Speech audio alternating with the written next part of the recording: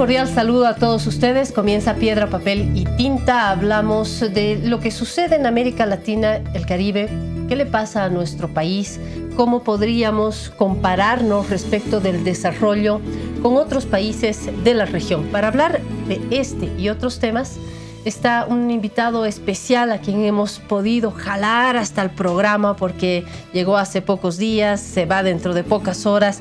Gracias, George Gray, por estar acá en el programa. Te lo agradece La Razón, Piedra, Papel y Tinta y Cadena A. Gracias, Claudia. Un privilegio estar acá. George Gray, dirán algunos, el de las 50 sombras. No. George Gray es economista, es antropólogo y actualmente boliviano. Y actualmente George es economista jefe de la Oficina Regional para América Latina y el Caribe del PNUD, Naciones Unidas. Gracias nuevamente. Estamos acá para hablar de una última publicación que me imagino que se está presentando en diferentes países de la región. Hablo del IDH, no es el impuesto directo a los hidrocarburos, sino del Informe de Desarrollo Humano para América Latina y el Caribe. Progreso multidimensional, bienestar más allá del ingreso. A mí me parece muy interesante el título para informe, como filosofía de vida, el bienestar más allá del ingreso me parece una gran idea. ¿De qué se trata? Bueno, gracias, Claudia. Creo que lo importante es echar una mirada histórica a los últimos 15 años de América Latina y el Caribe. Muchos avances, mucho cambio social, mucha reducción de pobreza y desigualdad, y también muchas vulnerabilidades nuevas. Entonces, concentramos un poco la atención en esa evolución y en los nuevos retos. ¿Este informe se hace cada año? Lo hacemos cada 2 a 3 años porque vamos escogiendo temas que son propicios para la coyuntura y encontramos que esta es una coyuntura de desaceleración económica con nuevos retos sociales, ambientales y económicos. Y por lo tanto pertinente para todos los países de la región. Esto quiere decir que es un informe bajo su coordinación que se realiza con un equipo más grande. ¿Cómo se arma? Sí, ¿cómo se estructura? Tenemos un equipo, trabajamos en 24 oficinas de la región. Para este informe participaron todas las oficinas. Estamos en toda Centroamérica, en el Caribe, en Sudamérica y México. Y tenemos un equipo también de consultores, sociólogos, economistas, politólogos, que van construyendo retazos, pedazos y una mirada un poco holística de lo que sucede en la región. Bueno, la idea de un poco dar algunas ideas nuevas a América Latina y el Caribe.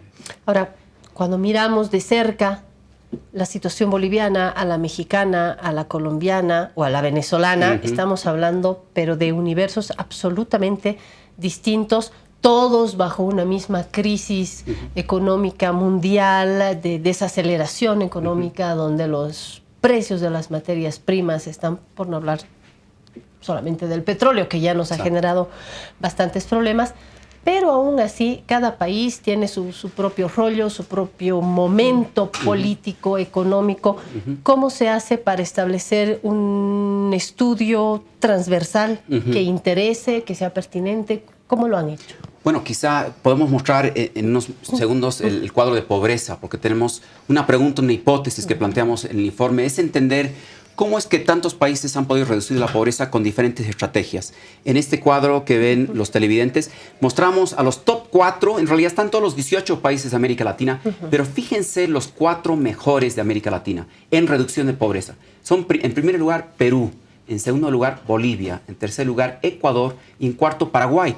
Y ahí viene la pregunta que tú acabas de hacer. Bueno, primero, antes que nada, Yupi. No, excelente, extraordinario. Segundo puesto, me parece una maravilla después de Perú. Segundo, sí, ni para decir que miren, los 4 están bajo un mismo régimen. No. Perú anda por un lado, Bolivia por otro y al mismo tiempo reducen en primer y segundo puesto la pobreza. Entonces no tiene que ver con el mismo tipo de factores. Exactamente, y ese es un poco, y ese es el punto de partida del informe, de pensar, a ver, ¿qué tenemos en común en la región y qué tenemos que es diferenciado? Y los temas que tenemos en común es que hemos podido administrar una época de bonanza. Todos estos países que han podido reducir pobreza han administrado la bonanza de los últimos años. Pero luego empiezan las diferencias. Algunos países... ¿Ha sido para todos? No, la bonanza nunca ha sido para todos ni es para todos, pero sí hemos tenido un impacto muy fuerte en precios de commodities en toda América Latina. Los países que dependemos de commodities hemos tenido, digamos, afluencia, pero algunos países lo manejaron mejor que otros. Entonces, no voy a señalizar ahorita cuáles son los que tienen más problema macroeconómico, pero sí esos 4 que acabamos de mirar son 4 que lo manejaron bastante bien en lo macro. Yo sé que es difícil hablar de bloques, pero para poquito entender esa primera hipótesis y el poner los lentes en el factor pobreza, que bueno, yo creo que en cualquier país es un elemento interesante de análisis y de establecimiento de políticas públicas. Pero podríamos decir que América Latina es un continente más pobre, menos pobre, más pobre que Europa, más pobre que... Sí, sin duda, ¿no? sí. Pero ¿Cómo nos situamos mundialmente? Nos situamos siendo el continente con mayor desigualdad aún en el mundo. Sin embargo, ha habido un avance en temas de desigualdad, no solo en ingresos, sino también en educación y salud. Eso puede ser más triste que la pobreza, ¿no? La desigualdad. Exactamente, exclusiones sociales que no tienen que ver tanto con ingreso o con una línea de pobreza. Pero la buena noticia es que salieron 72 millones de personas a nivel continental de la pobreza, 94 millones de personas entraron a clases medias. Somos una región de 600 millones de personas. Entonces los órdenes de magnitud son grandes, ¿no? Estamos hablando de un cambio estructural. Esto quiere decir que como continente nos ha ido, digamos, bien, porque ha habido... ¿Cuántos millones en total? Somos 600 millones, ¿no? ¿Pero cuántos que han salido 72 millones salieron, 94 millones entraron a la clase media. Entonces tenemos un grupo formidable. Son cifras Ahora, un pie de página, digamos, de eso es que el mejor periodo fue del año 2003 al 2013. Desde el año 2014 a 2015 vemos una ralentización de la reducción de pobreza y en el 15 y 16 más bien vemos una reversión. Es decir, en América Latina ahora aumenta el número de personas en condición de pobreza a nivel regional. ¿Por qué? Bueno, ahí vienen las hipótesis. ¿Por qué? ¿Cuáles son los elementos? Yo sé que es difícil generalizar porque una cosa es un país arriba y el otro al medio. Pero al tener estas cifras tan interesantes de salida de la pobreza, de movilidad, de ingreso a la clase media, lo que es interesante para un continente como América Latina y el Caribe, ¿cuáles han sido los elementos que explican de manera transversal esta bonanza de Bueno, encontramos tres factores que son importantes ya a nivel más microeconómico. Uno es ingresos laborales en la base de la pirámide, es decir, personas que trabajan en la economía popular, en los sectores de servicios, gente con baja calificación laboral, ha tenido un repunte de ingresos importante en toda la región. Entonces, ¿y eso por qué? Y eso explica el 60% del cambio en reducción de pobreza. Tiene que ver con la manera en la cual las economías latinoamericanas han creado empleo. Y ahora vamos a entrar, digamos, al tema, al medio... Que no ha dicho estados, ha dicho economías. Economía. Ahora, lo importante es esto.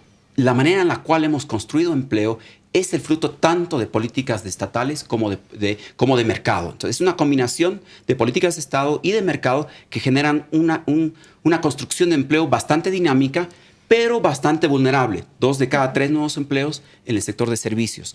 El dilema del sector de servicios, como todos sabemos, es que es muy vulnerable a ciclos económicos. Cuando baja el consumo, bajan los servicios. Y eso es lo que estamos viendo en muchos países de la región. Un bajón en el crecimiento económico que influye sobre servicios y consumo y un bajón, por tanto, del empleo. Veíamos un primer elemento que es acceso al empleo, finalmente, ¿no es cierto? Que depende de políticas estatales, pero también del mercado, de la economía. No diré de mercado porque a veces eso huele medio sospechoso, pero de movimientos de la economía, ¿sí? Es un primer elemento. El segundo factor son transferencias sociales directas a la población, ya sea a través de bonos, pueden ser bonos condicionados o no condicionados. Esto es Estado. Estamos hablando puramente de Estado ahí y también rentas. Estamos hablando de pensiones no contributivas que tienen un impacto muy fuerte. Esos factores de protección social explican cerca del 25% de la reducción de pobreza en todo el continente. Bandos. Exacto. Y el tercer factor, que está en alrededor de 20 o 15%, es demográfico. Son millones de jóvenes que ingresan al mercado laboral. Estamos en un bono demográfico en América Latina y mujeres que ingresan al mercado laboral formal por primera vez. Esos tres factores, ingresos laborales, transferencias sociales y cambio demográfico, son el común en América Latina. No entendí lo del cambio demográfico, porque no quiere decir que porque haya más jóvenes y sean muchos que vayan a tener trabajos. Pregúnteles a los españoles que están con maestría y vendiendo pipocas en Madrid. Sí, de acuerdo. Pero cuando tenemos una bonanza, cuando tenemos Producto Interno Bruto que está creciendo y demandando empleo, o sea, en contextos dinámicos de demanda laboral, el tener oferta laboral, que son gente joven, mujeres o personas de edad mayor que puedan ingresar al mercado laboral, siempre significa en el promedio mundial un punto más del PIB por un punto de ingreso laboral. Esa es la equivalencia mundial. En América Latina estamos viviendo un momento acelerado de ingreso de gente joven. Digamos, el baby boom latinoamericano sucedió hace 20 años. Entonces, esos niños, bebés de hace 20 años que están ingresando hoy al mercado laboral son millones y millones de jóvenes que están creando un nuevo perfil laboral en América Latina. Muchos de ellos en el sector de servicios, como decía antes, algunos con calificación, algunos sin calificación, y ahí vienen los retos del futuro, de cómo construimos una economía un poco más resiliente a estos shocks. Esto quiere decir que en este periodo hemos tenido estas cifras interesantes, optimistas, pero usted habla de un momento de quiebre que tiene que ver con crisis económicas internacionales que provocan el fenómeno de vuelta a la pobreza. Sí, es un tema. Nosotros quisiera invitar a ver el gráfico de la pirámide social. Tenemos una pirámide de ingresos acá que ilustra un fenómeno muy importante en América Latina. Y es que existe un carril de salida de la pobreza, que son los mercados laborales, y luego existe un carril de recaída a la pobreza que generalmente viene por un shock, enfermedad, un shock de desastre natural o pérdida de empleo. Estas pirámides que vemos acá son las pirámides de Bolivia de los últimos 25 años. La tercera pirámide es la que nos retrata hoy.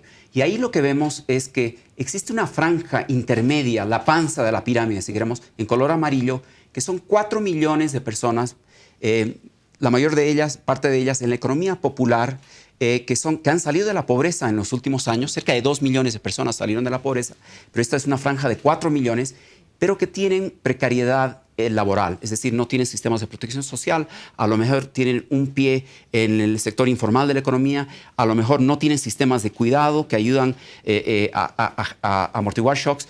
Y ese es el foco de nuestro informe, analizar cuáles son las características en el caso de toda América Latina, y estamos mirando ahorita el caso boliviano, que son estos 4 millones de personas. Ahora, pero a ver, un momentito, porque me parece que o he leído muy rápido el resumen ejecutivo del informe o se me ha cruzado algún cable, porque tengo entendido que y lo subraya Clark en la introducción del informe, hay que salir de la pobreza, pero cuidar de que esa pelota no vuelva al arco de la pobreza y que en ese momento sí es importante todas estas políticas de bonos, y en el caso boliviano, más bien, si de algo ha sido criticado es de meter mucho bono. Exacto. Entonces, ¿por qué tenemos este fenómeno en esas cifras? Lo que encontramos es que en Bolivia 51% de la población tuvo movilidad de ingresos ascendente, 18% tuvo movilidad descendente.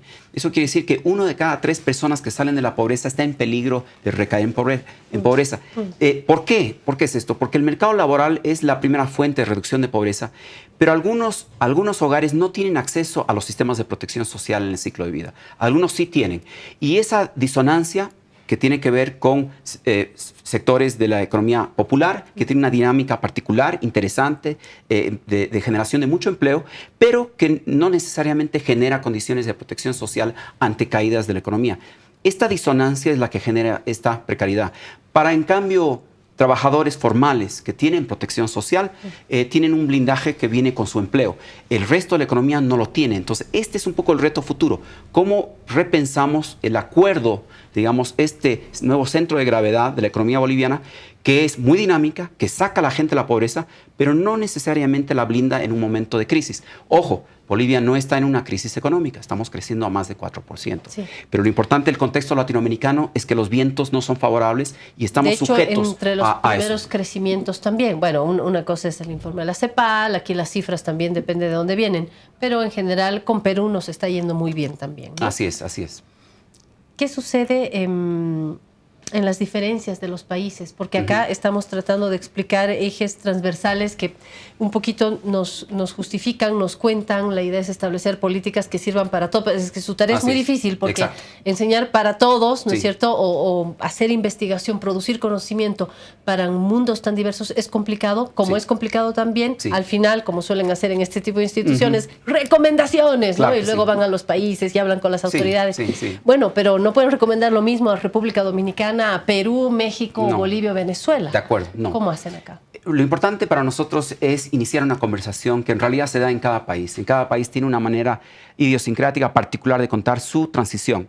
En Bolivia ya tenemos luces acerca de lo que funciona y algunas luces de lo que no funciona. Y creo que algunos de los temas que no funcionan es abogar por una lógica totalmente ideológica. Es decir, dada la evidencia sobre países como Paraguay y Perú que reducen masivamente la pobreza, no es todo el Estado. Pero dada los ejemplos de Ecuador y Bolivia, no es todo el mercado. Entonces tenemos una combinación de factores interesantes. En cada país hay vulnerabilidades distintas.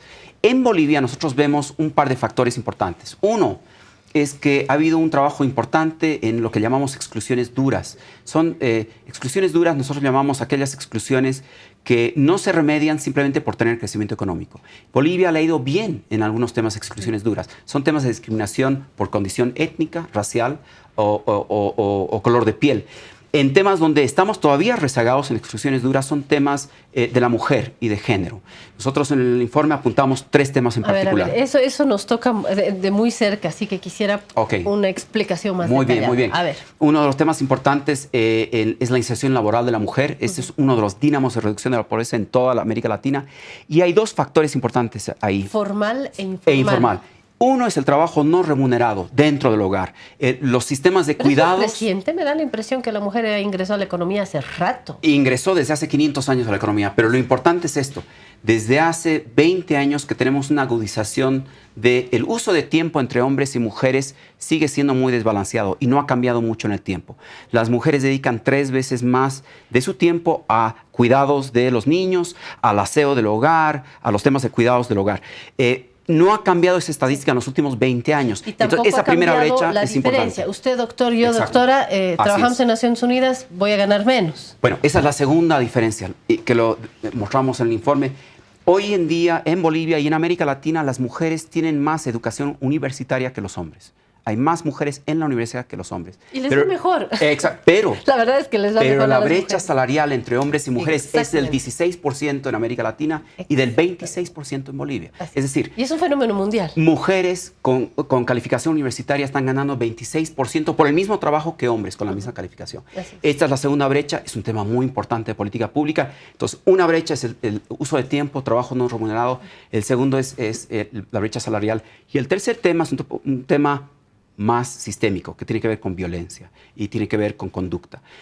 Nosotros rastreamos, obviamente, en el sistema de Naciones Unidas violencia de la pareja íntima, violencia sexual y violencia física. Y Bolivia, lamentablemente, tiene algunos de los índices más altos de América Latina. Estos son temas de muchas décadas.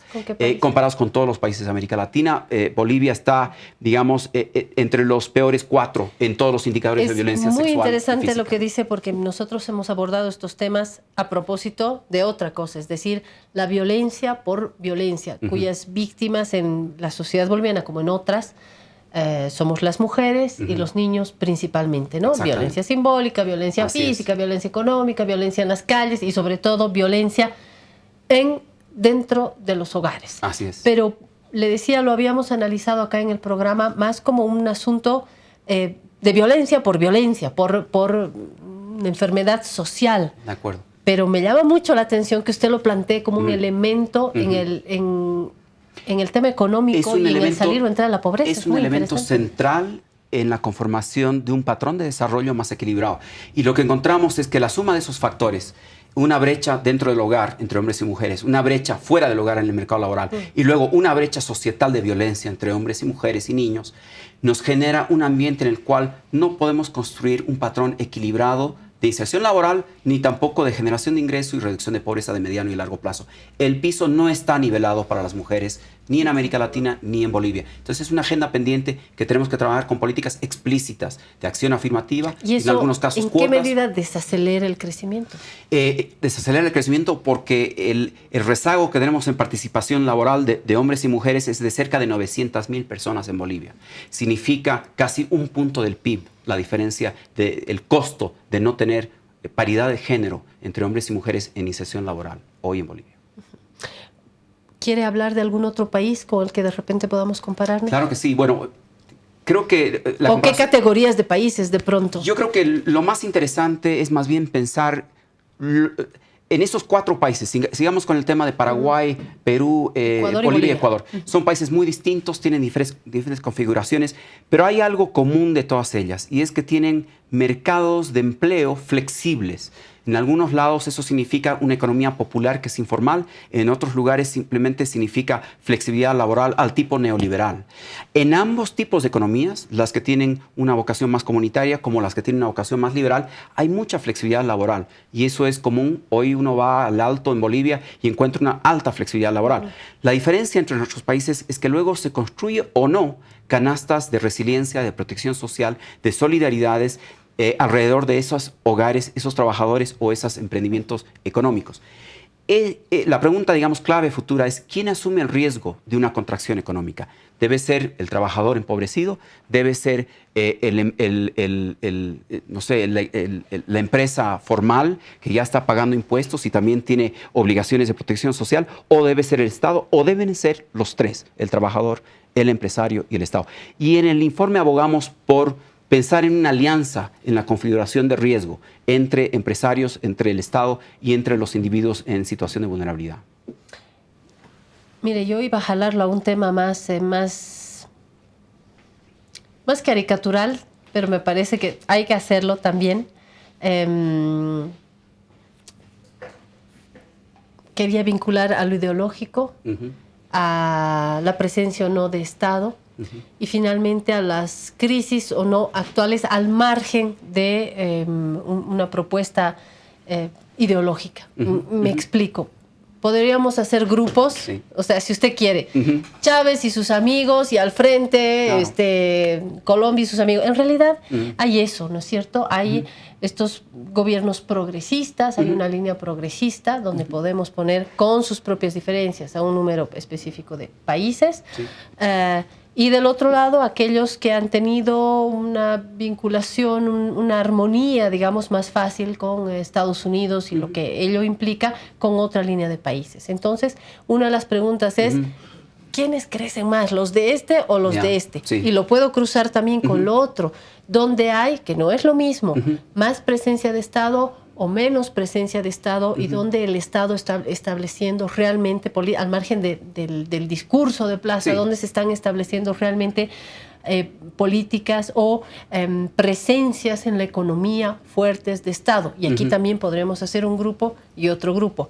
Y al mismo tiempo podríamos plantear que no es lo mismo que los otros dos factores, sí. Es un poquito las olas políticas, que no siempre tiene que ver con lo anterior, de, bueno, a Dilma le está yendo mal, Cristina chao, ahora entró Macri, en Venezuela después de Chávez y con Maduro hay una crisis tremenda, en Colombia Santos tiene sus propios problemas, México, cada uno tiene un color, pero además tiene un momento político o largos momentos políticos. Creo que Argentina y Brasil son dos grandes ejemplos.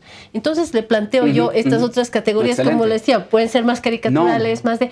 Pero ¿explican también en parte? Mira, son parte de la conversación. Yo diría, lo que nos muestra la evidencia es que el factor ideológico no es tan importante, pero lo que acabas de mencionar sí es importante, que es las coaliciones políticas que se construyen en momentos de crisis o en momentos de que todo está muy bien, en épocas de bonanza. Nosotros tenemos una hipótesis en el informe y es la siguiente, que tanto izquierdas como derechas en América Latina han aprendido a manejar la coyuntura y los ciclos económicos de una manera más o menos responsable y pro-pobre, en el sentido de mantener una macroeconomía estable y con reducción de pobreza. A eso le llamamos nosotros una coalición keynesiana. Es una adopción de ¿Con administración. ¿Mismos resultados? Me da la impresión que quiere quedar bien con todos. No, porque lo que voy a decir, lo siguiente que voy a decir es que en realidad hay diferentes aplicaciones de ese mismo método. Esa coalición keynesiana claramente no está funcionando en Venezuela, claramente no funcionó en ciertos momentos en Argentina, no funcionó en Brasil. En los países que están reduciendo más la pobreza sí ha funcionado. Lo que diferencia luego son transiciones inconclusas, coaliciones políticas que no existen todavía. Yo creo que hay dos coaliciones políticas que son embrionarias en nuestros países. Una es una coalición de construcción de universalidad, de pensar la ciudadanía mirando esas exclusiones duras, nivelando el piso, construyendo una política social a través del ciclo de vida. Eso todavía sigue siendo parte del discurso, si quieren, de una sección de la sociedad, pero todavía no hemos construido una alianza política en torno a eso. Creo que la alianza política pasa por una alianza fiscal, porque con el fisco se genera esa capacidad de robusta de política social. La segunda alianza que todavía no se ha creado, transición, es una salida del extractivismo. O sea, América Latina vive de hidrocarburos, de minería, de gas. La pregunta es qué viene después de eso y qué qué posibles gajos pueden emerger de una nueva planta, de una nueva flor, que sería una economía más amigable al medio ambiente, diversificada productivamente. Esa alianza política tampoco se ha dado. Entonces creo que varios países de América Latina nos encontramos ante una verdad que conocemos, que es cómo crecer y cómo administrar la bonanza, pero todavía no hemos dado buenos pasos seguros en la construcción de universalidad o post-extractivismo. Creo que eso aplica tanto a Bolivia como a Ecuador, como a Paraguay, como a Perú. Y eso tiene que ver con modelo ideológico, modelo Sin económico, duda. o sea, tiene que ver con el marco, digamos, sí, ideológico, que lo ideológico Sin incluye duda. lo económico, modelos de Estado y cómo eso se plasma, ¿no es cierto? Entonces ahí Sí. veremos ejemplos distintos. Para ir al otro lado, ya sabemos que los campeones en salir de la pobreza, según este informe, somos Perú y Bolivia. Así es. Lo que otra vez, yupi. De acuerdo. ¿Qué pasa con los países en la región con peores resultados? ¿Podemos hablar de los Sí. últimos dos? Bueno, o sea, lo que sucede en algunos países que no tuvieron mucho crecimiento económico y tampoco aplicaron muchas políticas sociales es precisamente la historia inversa. Ahora, no es para, tirarle loas a un grupo y castigar al otro grupo. Muchos de los países que peor le fue están en el Triángulo Norte de Centroamérica, en el cual las políticas sociales nunca despegaron y donde tampoco tuvieron mucho ¿Dónde, por crecimiento ejemplo? económico. Guatemala. La historia de... Es con una población indígena importantísima Así junto es, a México. así es. y Entonces Bolivia. tenemos, por ejemplo, problemas básicos de una transición demográfica inconclusa en Guatemala, tasas de fertilidad muy altas, poco nivel educativo, poca inserción laboral de la mujer, presión fiscal del 14%, poca capacidad de construcción de política social. O sea, estas son partes, sin castigar a Guatemala, esta es parte de su herencia. ¿Cómo fue en Panamá, por ejemplo? Un país de gran desigualdad. Cuando uno pisa Panamá, ve un gran Sí. mall, se da la vuelta y es la miseria en un centro. Bueno, en Panamá se da precisamente el crecimiento económico acelerado, enorme, tremendo, y el crecimiento de una clase media. Panamá es el tercer país en crecimiento de clase media en América Latina, que es otro tipo de estadística. ¿Por qué? Porque el punto de partida de Panamá era un poco distinto. Era ya una economía y una sociedad con un mayor nivel de equidad del que tenían otros países en el Cono Sur. Panamá ahora lo que tiene es una ampulosa clase media, pero muchas de las fragilidades de las que hablamos en el informe las hemos compartido en Panamá y actualmente el gobierno está mirando precisamente este dilema de cómo evitar la caída a la pobreza de 1 millón de ciudadanos que están en situación de vulnerabilidad en esa clase media. Con gran desigualdad también, ¿no? Así es. O sea, por un lado queriendo ser Miami chico y Que por eso es otro común, lado... la desigualdad yo diría es común en casi toda América Latina. Hay solo dos países, Uruguay y Costa Rica, que tienen niveles distintos en cuanto a desigualdad. Interesante, Uruguay y Costa Rica, porque de hecho Uruguay y Costa Rica suelen ser países particulares por muchas razones. Sí, por una historia demográfica distinta y también por una configuración política distinta, ¿no? Bueno, estos son algunos elementos. Todo esto se controla. Estoy inspirándome en ese prólogo de este mismo informe, que dicen, ojo, el salir de la pobreza y el contener el regreso a la pobreza tiene muchos elementos, pero sobre todo no es un laissez-faire. No Entonces, es. No es. Y no laissez-faire es el Estado. Así es. O sea, el Estado tiene un rol muy importante, tanto en la regulación de mercados como en la redistribución de excedente y también en hacer políticas específicas. Pero lo importante también, Claudia, es no ideologizar demasiado esa presencia estatal. Lo mencionábamos antes, yo fui parte de un grupo de investigación hace años y lo que analizábamos era precisamente la debilidad del Estado boliviano. La debilidad actual del Estado boliviano es distinta. Hay una fortaleza en lo fiscal, por ejemplo. Pero si vamos a Pocuata, si nos vamos a ciertos lugares, no ciertos rincones... Exactamente. Entonces, tenemos todavía 30 o 40 o 50 años de construcción de institucionalidad para generar servicios, para generar mercados laborales pujantes, para redistribuir renta. Y yo creo que esa es una agenda que no deberíamos escapar, no debemos tampoco ideologizar, porque no es un delito no tener presencia estatal. Lo importante, lo que hemos aprendido también de pueblos indígenas en Bolivia, de ayllus, de situaciones sociales que han podido subsanar la ausencia del Estado en ciertos momentos históricos. Pero el rol regulador de la economía del Estado sí es importante. Sí, súper importante. Sí. Y por eso, ante ausencia estatal y de instituciones fuertes, lo que sucede cuando hacemos política de educación o política de salud es que en realidad estamos construyendo Estado. Más que hacer política educativa en un lugar como Pocuata, estamos construyendo Estado. En lugares que ya tienen institucionalidad más fuerte, pensemos en el municipio de La Paz, por ejemplo, se puede hacer política específica con mucho éxito. Y eso es lo que también debe llevarnos a reflexión. que mucho de lo que hacemos en nuestra agenda pública y que llamamos política pública, en realidad es construcción estatal e institucional. Y eso no está mal, es una agenda pendiente en Bolivia. Podemos acercar otros dos ejes que son interesantes. Podemos decir que son colaborativos, digamos, los ejes de reducción de pobreza y reducción de desigualdad. ¿Los podemos...? Sí, sin duda. O sea, uno de los factores que explica la reducción de pobreza es precisamente que hemos tenido una acelerada reducción de desigualdad, sobre todo en el mercado laboral. Y de nuevo, por eso regreso, hay que desempacar el tema de desigualdad, porque hay desigualdad en educación, hay desigualdad en salud, hay desigualdad en vivienda, hay desigualdad en ingresos. Creo que cuando lo desempacamos empezamos a ver una historia multidimensional, que es un poco el tema de este informe, y empezamos a ver las interconexiones de estas desigualdades. Y generalmente lo resumimos con el coeficiente Gini, con un ingreso que tiene un número, pero yo creo que no le hace justicia eso a la profundidad de las exclusiones y desigualdades que tienen diferentes causas. Entonces, la desigualdad en Bolivia ha bajado bastante. Somos el número 3, si no me equivoco, en reducción de desigualdad a nivel regional. Yupi de nuevo, muy bien. Ahora, el reto es cómo hacemos para seguir acelerando esa reducción de desigualdad. Y todos estos elementos se pueden aplicar al mundo, porque estamos hablando de Pocuata, de México, de Centroamérica, de Guatemala, y ojo, a ver, leamos los últimos y los anteriores textos de Piketty para terminar de ideologizar esta conversación. Claro. Un economista como Piketty va a decir, fíjense dónde se están concentrando las riquezas, ¿no es cierto? Sí. Y vemos cómo un puñadito de personas pues agarra la riqueza de poblaciones enteras, y eso explica también las crisis. No, claro que sí. Bueno, y hablando de Piketty, si nos fijamos, o sea, el mensaje central, creo, de Piketty es que la desigualdad es sistémica, no es un tema que lo apropia a un solo grupo de la población, afecta a toda la sociedad, afecta a toda la pirámide que hemos mostrado en la lámina anterior.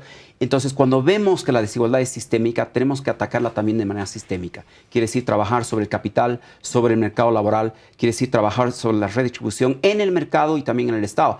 Y por eso hay que también tomar con pinzas la ideologización del capital, porque si lo tomamos de manera demasiado ideológica, vamos a creer que podemos resolver todo esto redistribuyendo del 1% al 99%. Creo que eso no va a suceder. No es automático. No es automático. Es mucho más importante construir desde la economía popular unidades económicas viables, dinamismo laboral y protección social al mismo tiempo. Y es un poco un sueño, pero es una agenda pendiente en Bolivia y en toda América Latina. Mejor así, sin mucha revolución, con más tranquilidad. Ojalá. Este informe es de gran utilidad, bueno, para las personas que nos están viendo, para mí, para La Razón, para Cadena A, pero sobre todo para personas que tienen poder de decisión. Me imagino que usted está de gira. Estamos de gira, sí.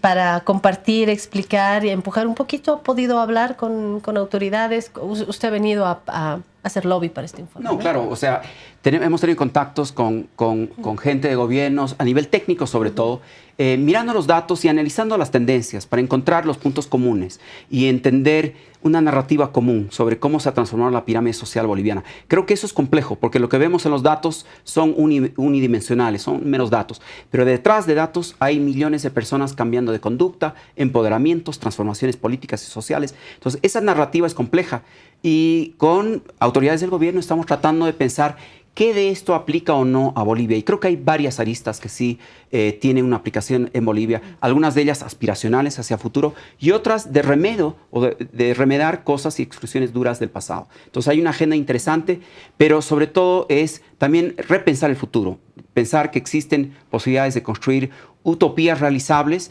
sin entrar en confrontaciones demasiado violentas, sino más bien comportándonos de una manera bastante transparente ante la evidencia. Yo creo que en Bolivia eso ha avanzado muchísimo. Tenemos entre los técnicos que están en el gobierno y también en la academia y en el sector privado, tenemos un nivel de análisis económico mucho mayor que el de otros países. Yo vengo de casi 15 países de gira y en Bolivia el debate es más sofisticado del que vemos en muchos países con renta parecida o ingreso parecido. Yo creo que eso está muy bien, quiere decir que tenemos un capital humano formado.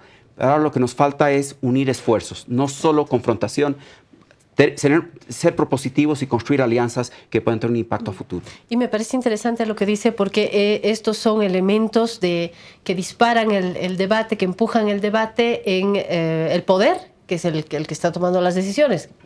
Que bueno que así sea, pero también en otros ámbitos donde se tiene que empujar el debate.